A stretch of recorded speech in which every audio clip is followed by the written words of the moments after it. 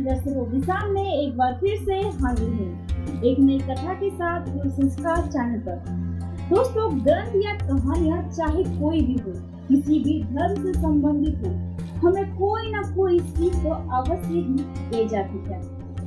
अगर बात करें महाभारत की, तो ये एक खूबसूरत घटनाओं के संकल्प के रूप में प्रस्तुत एक ऐसा ग्रंथ है जो मनुष्य को अपने दायित्वों, मर्यादाओं और पारिवारिक संबंधों का बोध कराते हुए अपने लालच और इच्छाओं पर नियंत्रण रखना सिखाता है। दोस्तों, जरासंध मगध का एक क्रूर राजा था जो अपनी प्रजा को काफी कष्ट देता था। वह कंस का ससुर था। जरासंध के जन्म और मृत्यु दोनों की कथा काफी रोचक है। तो चलिए दोस्तों, अब हम कथा की ओर चलते हैं। मगध देश में एक राजा हुए जो अति वीरांगनी, रूपवान, धनवान और शक्ति संपन्न थे। वह तेजस्वी, क्षमाशील, दंडधर एवं ऐश्वर्यशाली थे। उन्होंने काशीराज की 2 सुंदर कन्याओं से विवाह किया। अनेक व्रत, तप और यज्ञ करने के बावजूद भी उनको पुत्र की प्राप्ति नहीं हुई। उन्होंने संतान की इच्छा पूरी करने के लिए हर उपाय आजमा लिया, लेकिन फिर भी उनके हाथ कुछ नहीं लगा। एक दिन राजा को ज्ञात हुआ कि उनके राज्य में परम तपस्वी ऋषि चंड कौशिक पधारे हैं। राजा ऋषि चक्र कौशिक के आश्रम में पहुंचा और अपनी सेवा से उन्हें प्रसन्न करने की कोशिश करने लगा। राजा की सेवा भाव से प्रसन्न होकर ऋषि चंद्र कौशिक ने राजा को मंत्र पढ़कर एक सेव का फल दिया और कहा, राजन, इस फल को अपनी पत्नी को खिला देना, वह गर्भवती हो जाएगी। राजा उस फल को लेकर महल लौट आए।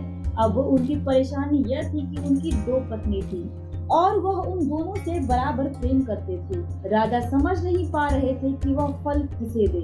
इन रानियों का जीवन तब तक अधूरा था जब तक कि वे राजा के लिए एक बेटा पैदा न करें। ऐसे में अपनी उदारता का परिचय देते हुए राजा ने उस फल के 2 टुकड़े किए और अपनी दोनों रानियों में बराबर बांट दिए। राजा के निष्पक्ष न्याय से दोनों रानियां बहुत खुशी हुई। दोनों ही आधा आधा फल खाकर गर्भवती हो गई।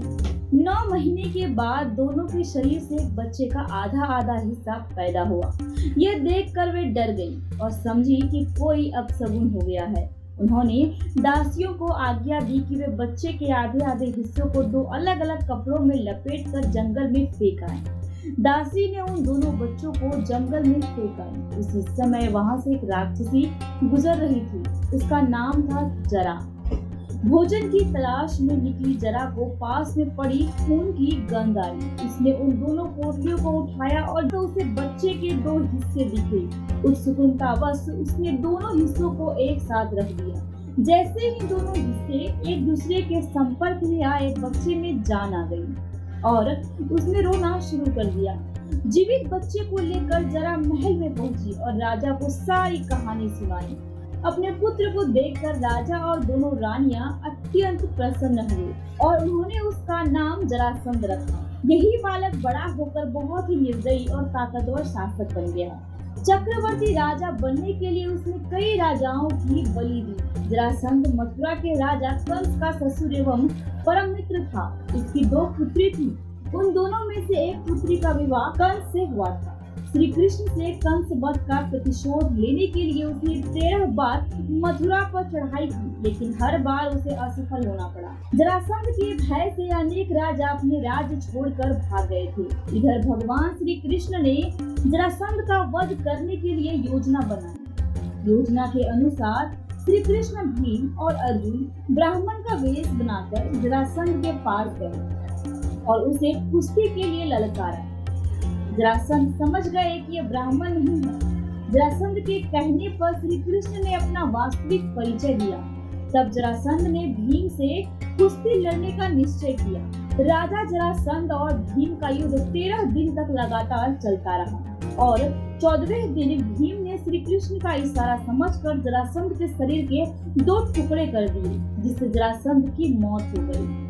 जरासंध के मौत के बाद भगवान श्री कृष्ण ने उसकी कैद में जितने भी राजा थे सबको आजाद कर दिया और कहा, कि धर्मराज युधिष्ठिर चक्रवर्ती पद प्राप्त करने के लिए राष्ट्रीय यज्ञ करना चाहते हैं। आप लोग उनकी सहायता कीजिए। राजाओं ने श्री कृष्ण का यह प्रस्ताव स्वीकार कर लिया और धर्मराज युधिष्ठिर को अपना राजा मान लिया। भगवान श्री कृष्ण ने जरासंध के पुत्र सहदेव को भयदान देकर मगध का राजा बना दिया। दोस्तों, आप सभी को जरासंध से जुड़ी यह कथा कैसी लगी, आप हमें जरूर बताइए। और हाँ दोस्तों, हमारे गुरु संस्कार चैनल को सब्सक्राइब करना ना भूलिए ताकि हम आप सभी लोगों के सामने ग्रंथों से जुड़ी रोचक और रहस्यमयी जानकारी ला सके। तब तक के लिए आप मेरी दीजिए इजाजत। धन्यवाद।